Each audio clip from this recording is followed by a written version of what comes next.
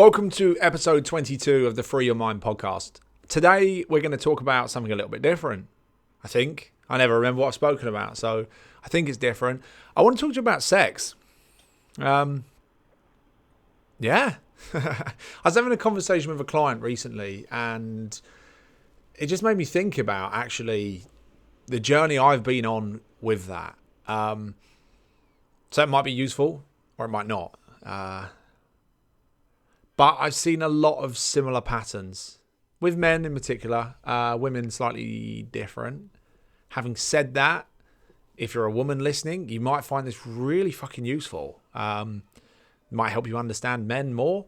And if you're a man, then cool, stick around. So I recently spoke to someone that was in my mastermind. So my mastermind is like you probably get this already anyway, but essentially my one-to-one is on the phone, one-to-one. The mastermind is more of group coaching over Zoom. Anyway, I was speaking to one of the guys in there, and he was talking about how he was a member of, I don't know if you call it a member of, I don't know. He was in, or a member of, or some whatever, of SA, which I guess is Sex Addiction Anonymous, or Sex Addicts Anonymous, I suppose. And I was intrigued. You know, most of my job is just being really fucking interested in humans and understanding how humans operate. That's it. I say that's it, but obviously it's very useful. And as I'm kind of intrigued, like why and how does that show up, and what are the symptoms of that, and what kind of categorizes you as that? And as he listed it all, I'm sat there like, holy shit. If I believed in the let me start again. If I believed in the categorization, why can't I say that word? The categorization. That's it. I've done it. Of that. I don't buy into labels. I don't buy into depression as like, or anxiety, or to me, things aren't in boxes like that. They're so much more blurred. They're interlinked. They're interchangeable. It's like someone says, yes, I've got anxiety. I'm like, okay, so you have anxious thoughts. You feel anxious emotions sometimes. Yeah, so does everyone. But some people kind of almost have it as a badge, like because of my anxiety. Is that no, because of the anxious thinking that you may or may not have, depending on the situation. Like to me, there aren't, like boxes to tick. When someone's talking to you, right, tick, tick, tick, tick, right, you have anxiety or you are addicted to sex. It doesn't work that way for me. We're all humans in this massive quantum soup, and we're all experiencing a whole range of emotions, feelings, thoughts, and everyone's trying to categorize shit. It's part of the problem, actually. The ego wants to categorize rather than just look at this. This features in a lot of my videos. There's many plants in my office. Rather than just look at this. And if you listen to the podcast, you have no fucking idea what I'm holding up. If you're on YouTube, then you can. For podcast listeners, I was holding up a plant, right? So rather than just look at that as it is, and just appreciate it, and just get present with it, and just notice the shape of it, and the aliveness of it, and the different, as I'm really getting mindful to it, there's like shades of purple, but the brain wants to categorize. Plant, that's a plant, that's a plant, that's a plant, that's a table, that's a table, that's a person. That person has this color skin, so they are this. That person looks like that, so they are this. Like the brain wants to categorize and label, and that's actually quite restrictive. Some people, that they then start to form an identity around that. So I can't do that because of my anxiety, X, Y, and Z. Anyway, I've gone off topic, although this is still useful, but not what I said I was going to talk about. I don't go along those routes. That's why I never went to the doctor. That's why I never wanted, to get tablets, or because it just didn't seem that black and white to me. Because it was like I felt anxious except for when I didn't. I felt happy except for when I didn't. I felt fucking miserable and angry except for when I didn't. I sometimes felt good, I sometimes didn't. I sometimes felt anxious, even though I didn't know what that was at the time. It just showed up differently. Sometimes I felt this nervousness and I didn't know why. Sometimes I felt this kind of feeling in my stomach and I thought I knew why, or I did know why. And other times that wasn't there, and sometimes it was. And it wasn't black and white for me. I couldn't categorize it. So anyway, to get to the point, if I did think that way, then I would have been in SA saying, hello, I am James and I am a sex addict. Which was news to me. But it's very clear to see that I had a dysfunctional relationship with sex. And I think a lot of people do, interestingly. I'm not surprised. We don't fucking talk about it. It's like the taboo subject. You don't talk to your parents about it. You don't talk to anyone about it. And it's like this secret, that you never talk about.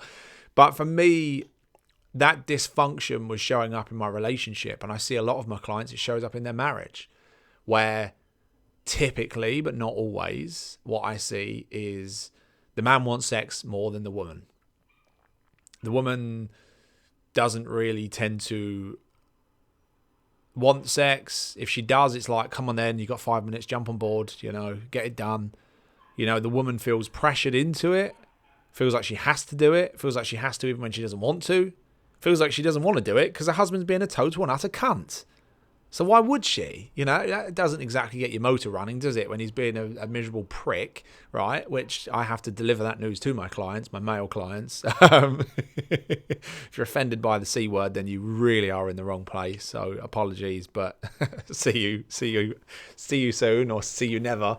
I don't know if I've ever dropped the C-bomb before, but guess what? I don't categorize swear words either. They're all the same. They're all language. Whether I say fuck, fanny, cunt, vagina, who cares, right? Let's get over that. Let's move on from that, because it's stupid and pointless. And again, just categorization of, there's like a hierarchy of what swear words are better or worse. I don't buy that.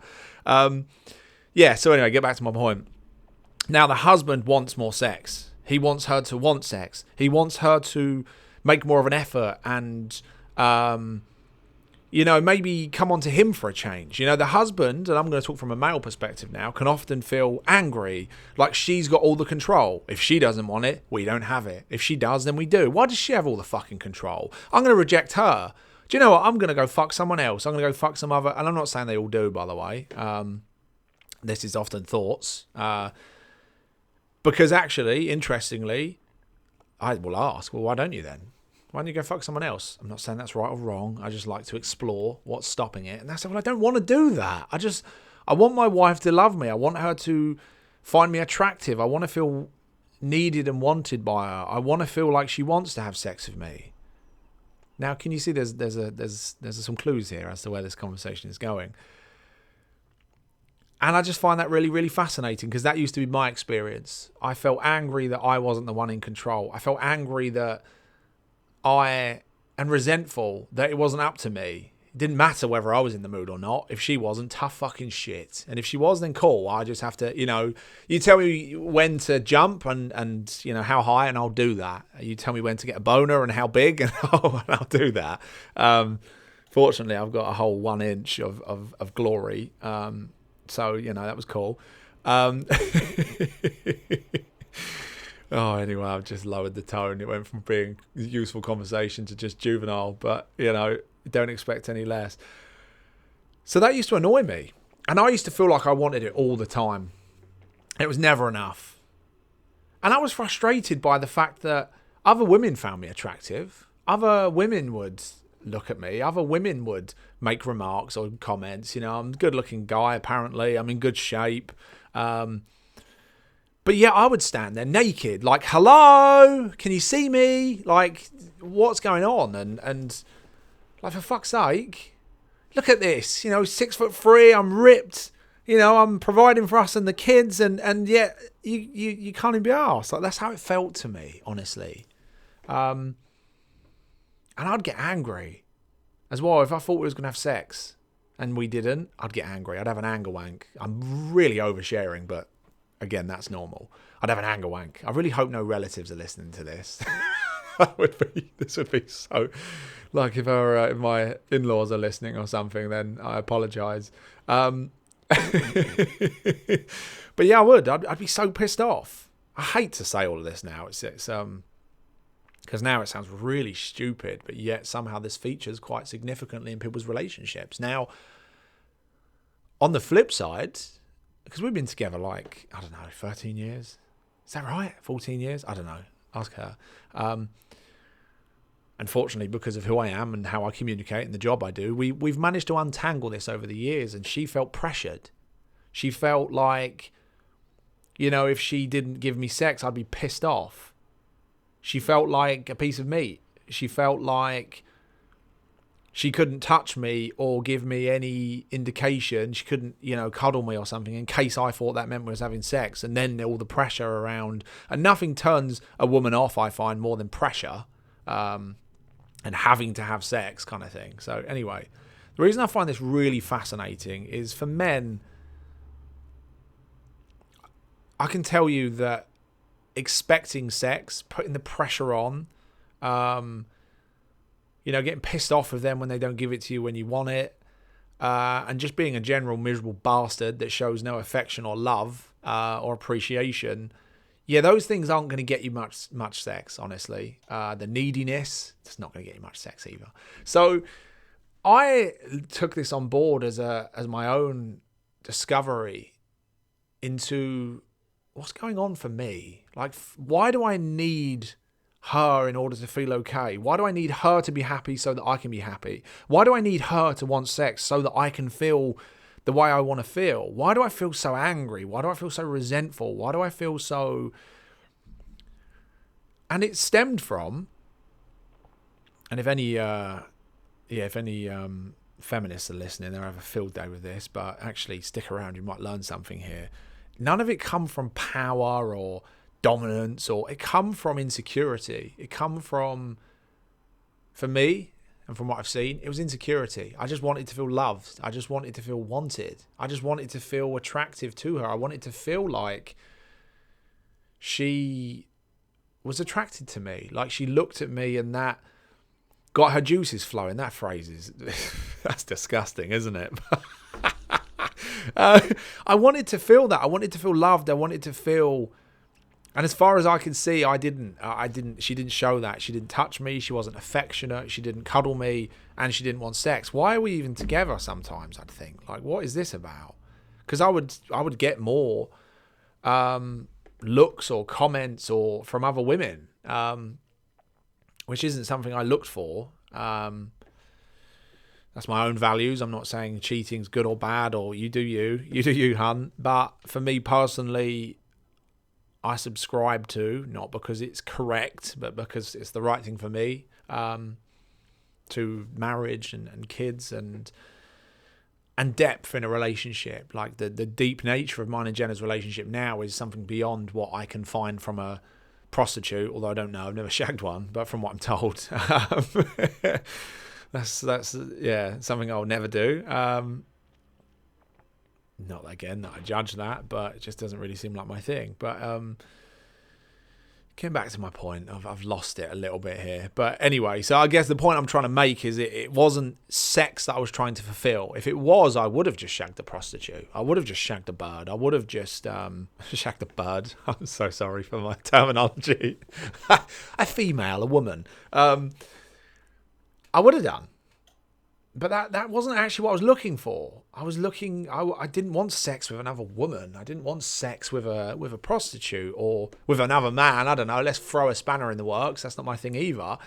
I just wanted sex with Jenna. I wanted that deep connection that comes with that. I wanted that presence. Sometimes that was the only time that we were together undistracted, where there wasn't something, she wasn't doing the washing on her phone or we're juggling kids. It was the togetherness. It was much deeper. For me, love and sex were actually intertwined. I felt loved when we had sex because that was where I got physical affection from. A touch is actually one of my love languages. If you haven't done the love language test, that's also pretty cool. Now, as we explored this together, number one, I realised I was a needy prick, and the pressure was doing the opposite. It was creating less of what I wanted and creating more division. Firstly. Secondly, realizing that love and sex were intertwined for me. They were kind of the same thing, which was why I didn't want to go shag a random woman or a prostitute, because that I wasn't looking for the sexual stimulation. I was looking for the connection, the closeness, the desire, the passion. I lost my point.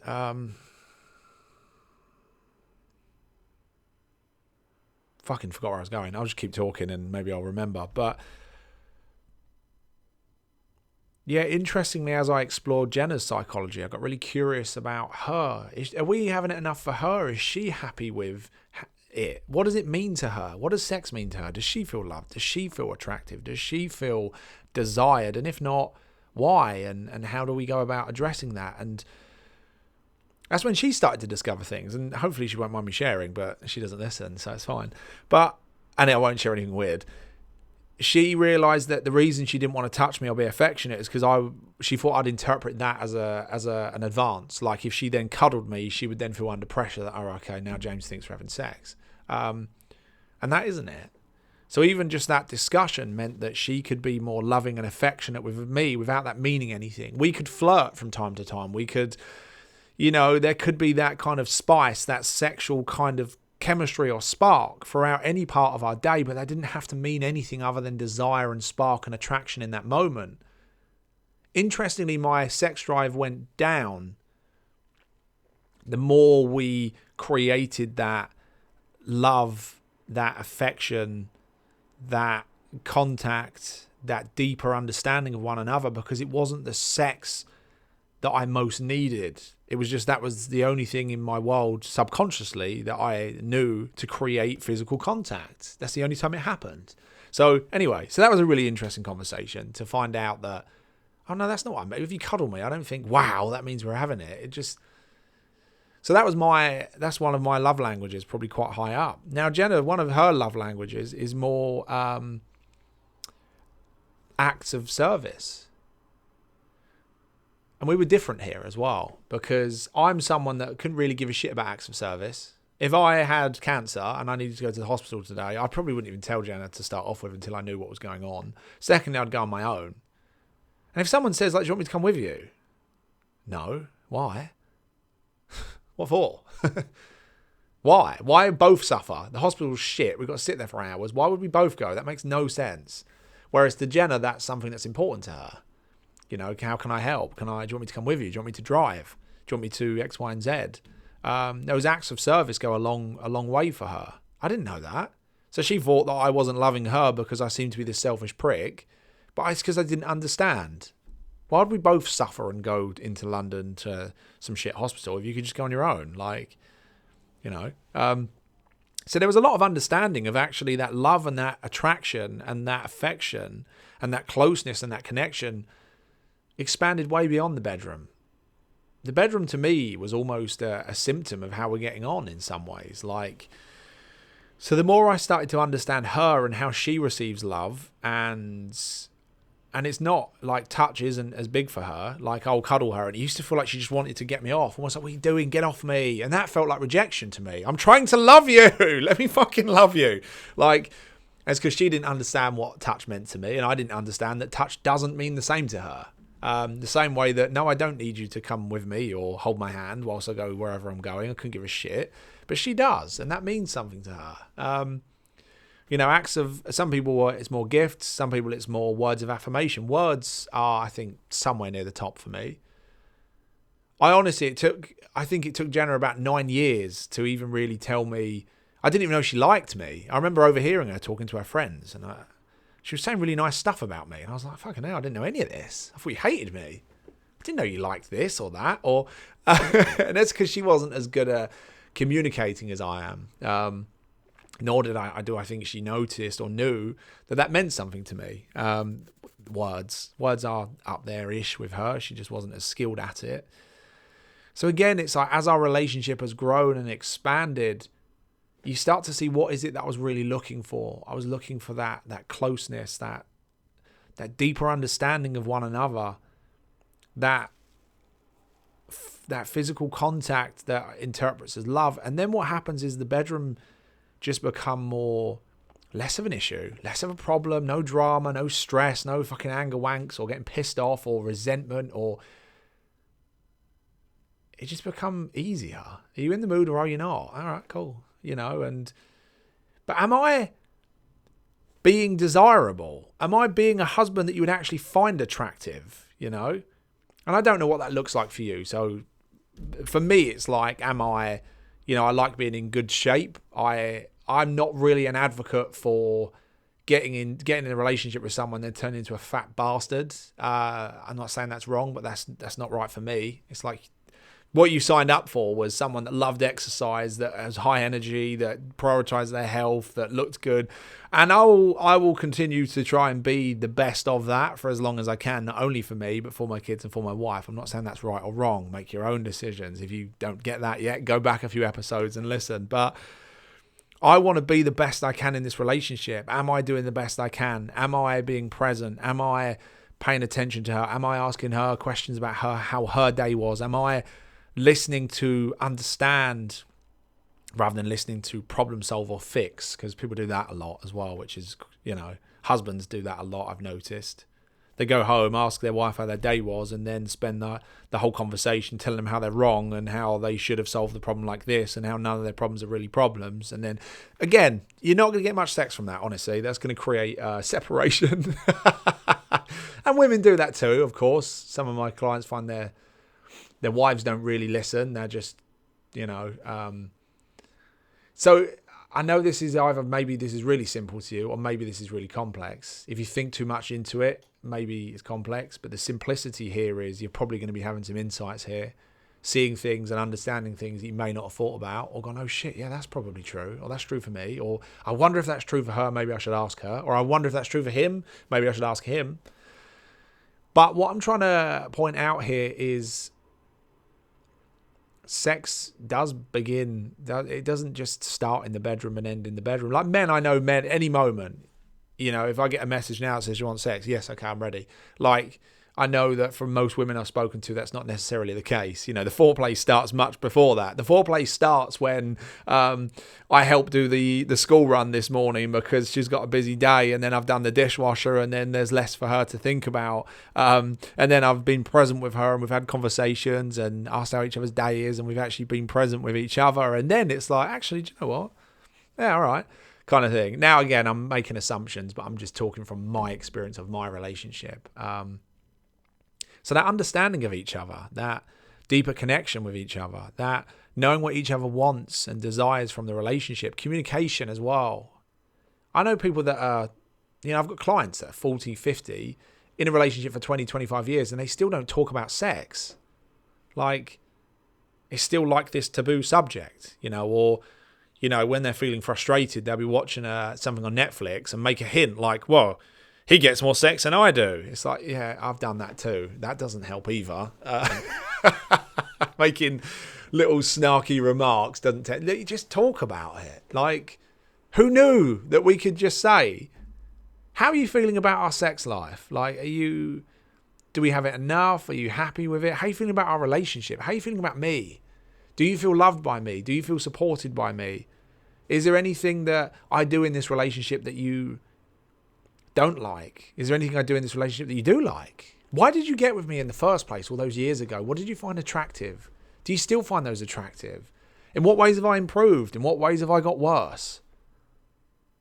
Like, I actually have a bit of a joke with Jenna where she rates me out of 10 because she isn't as free-flowing in terms of communication as I am, and she takes a little bit of warming up. This would always be a really easy way of starting, where I'd say, what's my score out of 10? And if it was anything but a 10, let's say it's a 9, I'd say, why not a 10? Why? Or if it was a 7, okay, cool, why? Or why is it not a 10? And she'd tell me, well, you've been miserable and this and that, or you didn't help here, or it's just because I'm feeling stressed and then you this and this. And I use that as feedback. Okay, cool. Don't take it personally. I don't get angry and defensive and say, no, fuck you. I just get really interested and curious. That's just her opinion. That's just her perception. Has she misunderstood? Oh, the reason I didn't do that is because of this. Or, oh, I thought you meant this. And there's always misunderstandings. Communication again. This happens every date night where we talk about shit, which most people don't do. And that's how I'd work out. Like, and the thing is, if she wants something from me that I'm not willing to give, then that's a different conversation. If she says, well, it's because I'm unhappy and I think we should have like I don't know, what are those relationships where there's more than one person? I might not be up for that. So, if she suddenly wants me to stop going to the gym, get fat, have a dad bod, well, that's not going to sit with me either. So then we've got a problem, probably. But normally we're aligned. It's just, it's just I've been digging at her, or she doesn't feel appreciated. Okay, cool, I can take that on board, and I can start to show that appreciation. What does that look like, and why do you feel unappreciated? And this closeness, this connection, this communication, this understanding is what paves the way for not only joy and laughter and love and fun, but the sex is a byproduct of that. It's just a byproduct of that, which is really fucking interesting, because it was a few years into our relationship, maybe 7 or 8, where I realised that I didn't know Jenna. It was like, oh my God, all I've ever thought about is my own selfish needs, my own selfish desires, everything that I want and everything that I don't get in this relationship. I didn't have a fucking clue.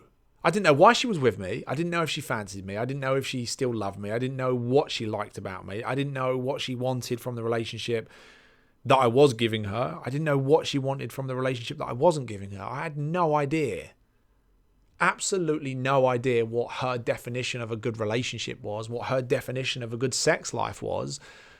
I had no fucking idea, because I was so wrapped up in my own selfish desires and a lot of insecurities, which is weird. You wouldn't expect that, but we all have insecurities. Even the most masculine alpha male clients that I have will eventually start to become aware of. They actually have insecurities. We all want to be loved. We all want to be desired. Everyone's had different experiences. Some have been rejected by women and taken that personally. Others have, just gamified the whole experience of women, or women as well. I'm talking as a man from a male perspective, but as a woman, you will feature in here somewhere. The game of sex is slightly different with women, I usually find. Like sex can be weaponized as well, can't it? Let's be honest. But again, anyway, I don't know how long I've been talking here. Absolutely no clue. 26 minutes. Okay. So I have just thrown a whole ton of stuff at you that either is entirely relevant or entirely irrelevant. It's entirely irrelevant. Maybe there's insights in there. Maybe you see yourself in some of this. Maybe you see your husband in some of this. Maybe you see your wife in some of this. And again, if we're going to put a 3 principles perspective on this, it all goes back to thought, doesn't it? Always. It's the overarching principles that explain every conversation we have. The clearer you see that, the easier life becomes. Because rather than this absolute chaos of life, it starts to feel like principles, and everything falls in those principles. So my neediness came from thinking that she didn't fancy me, or thinking that I was unloved, or thinking that she should do this, or thinking that our sex life should look different, or thinking that if I was with someone else it would be better, or thinking that maybe I should this, or thinking that I'm angry because of this. Thought all the time, right? And probably similar for her. She thought that, remember when she said, like, I'm not a piece of meat, and I'm like, that's not how I fucking look at you at all. I'm trying to love you. Like, that's what that was to me. It wasn't just, do you mean a piece of meat? Like, but that was her thought. That's what she thought based on what she perceived, and that's what she then thought to be true. Even the pressure that she felt was thought created, thinking that I'm going to be angry if we don't have sex, and thinking that's a problem. If she didn't think that was a problem, she would say, I tell you what, James, fuck off. Like, she wouldn't care if she didn't think that she cared, if she didn't have that. Even the communication, it's like actually listening to understand, not listening to your own thinking about what they think they mean, or taking offense because you've made it mean something else. The more we get out of our thinking, the better we tend to do. You'll hear me say that so often. The more we have on our mind, the more we tend to act like a moron. There was a quote recently went on my Instagram. It was something along the lines of, connection is what happens when humans get out of their thinking. It was something similar to that. Probably better than that, but similar. Because on a deeper level, like, what the hell is love? No one really knows what that is. And I'm going to wrap this up soon, so don't worry, this won't be another 10 minutes. But to me, my experience of love is something that's beyond comprehension. It's beyond words. It's deeper than that. The one thing I see from a lot of my clients as well, males, because that's mostly who I work with, not always. is they really like when I say to them, why don't you just fuck off out of the relationship then? Again, I have to test different areas to see what's true for them. I have to poke in different areas and ask the difficult questions. Why don't you fuck them off? Why don't you fuck off? Why don't you, etc. The thing they always have in common is they love their wife. They normally have kids with their wife, but they normally say that I just find her more attractive than anyone anyway. There's no one else I find more attractive, which is why they want that.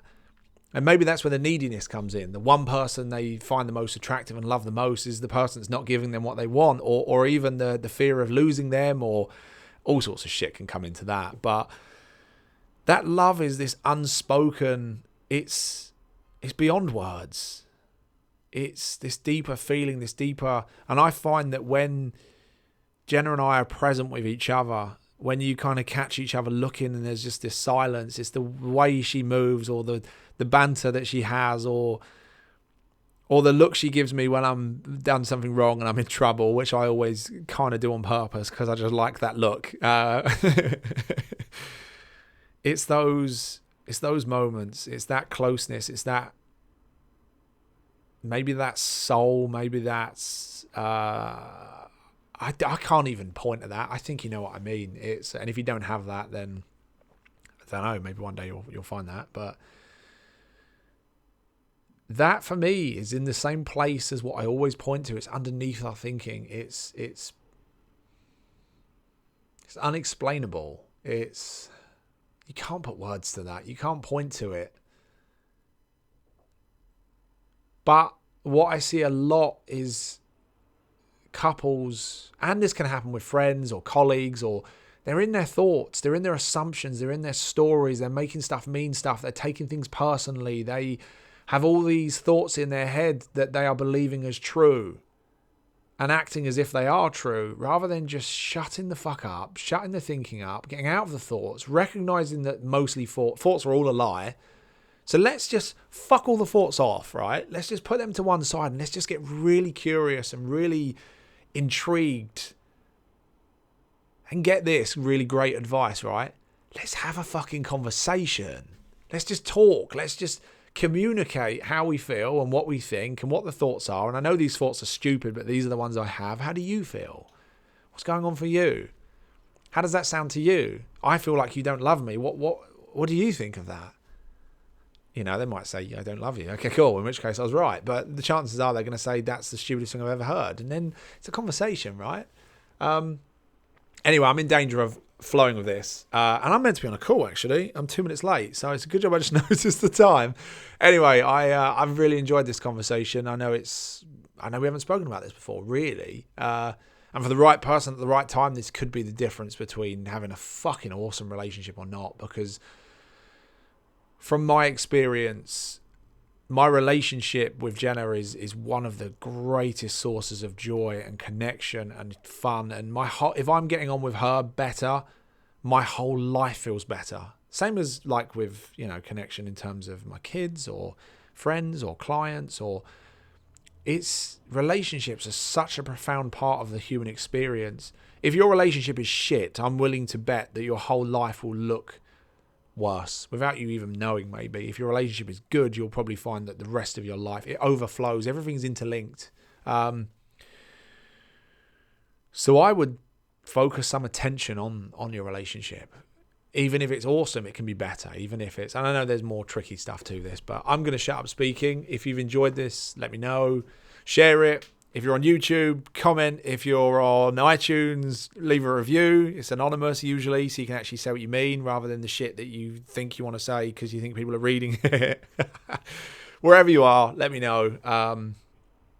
Anyway, I appreciate you being here. I appreciate you listening, and I'll speak to you soon.